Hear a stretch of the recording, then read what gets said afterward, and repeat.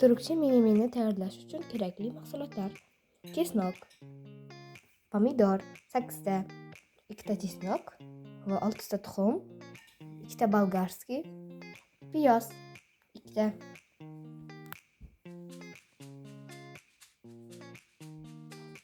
Mana bir cho'mich yog' solib oldik. Endi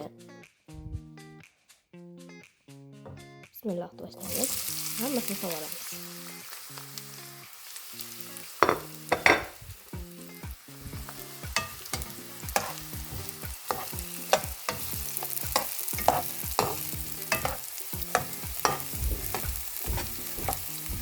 Endi ozgina qizishini kutamiz.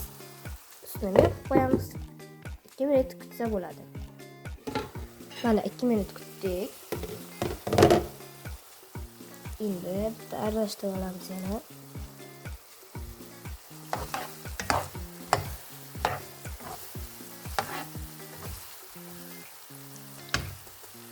Endi bolgarskiyni solaveramiz.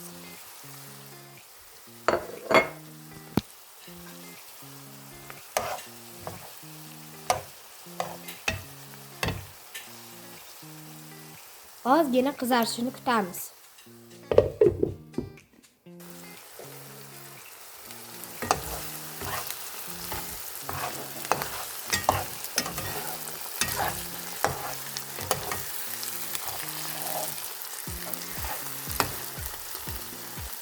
Endi ustidan chesnok solamiz.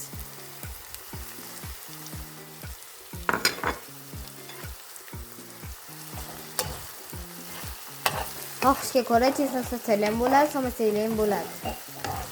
Endi tuz solamiz. Endi ta'mni berib turuvchi pomidorlarni solamiz.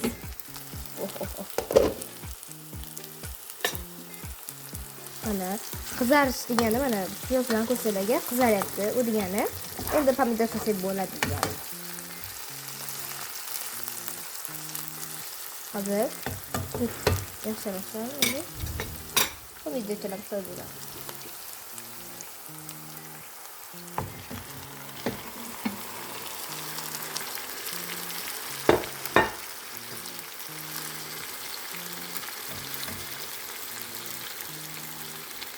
Aralashtiramiz. Chunki hozir ustida salgina suvlari chiqishini kutamiz. O'zi qaynatilmagan, shunchaki to'g'ralgan, soldik. Endi ozgina sepib olib, ustini qo'yamiz. Mana 10 minut turdi, endi ochib ko'ramiz. Xohishga ko'ra agar suvlari chiqqan bo'lsa, 5 minut yana bilmadim. Gazni baland, pastiga qarab qilsak bo'ladi.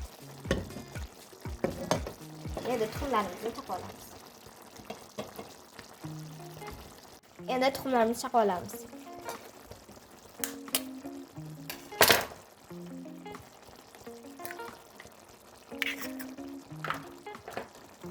Xohishga ko'ra 5 ta yoki 4 ta, xohlasanglar 7 ta.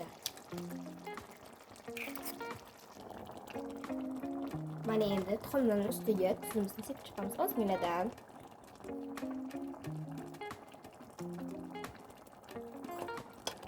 Endi esa ustini yopib qo'yamiz.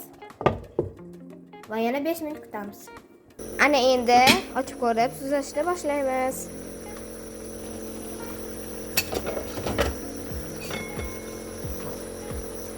Mana pishgan ko'p turibman. Suvli. Mana ichlari suvligina bo'ldi.